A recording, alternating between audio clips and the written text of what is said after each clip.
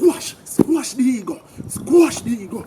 Squash it. The ego is one of the things stopping you from living your true life purpose. We must squash the ego in order to unite and build our nation. We as superheroes must come together and help and uplift and motivate each other. This is the only way we can have a better and safer world. Focus first on self-love. Once you love yourself and care for yourself, you will be able to love and care for others. When you love and care for others, you would treat them how you would like to be treated. In this way, it would be easy to collaborate and uplift one another. Focus on all the things you love about yourself and work towards increasing this self-love. Then you will have your first superpower, the most important superpower of all, love. The ego cannot exist in a vessel that is filled with love, joy, and happiness. Protect your mental state and build your sanctuary within yourself. As my good friend would say, it feels so good to be alive, baby. A-Medz! Walk on your talk, but your thoughts are for real.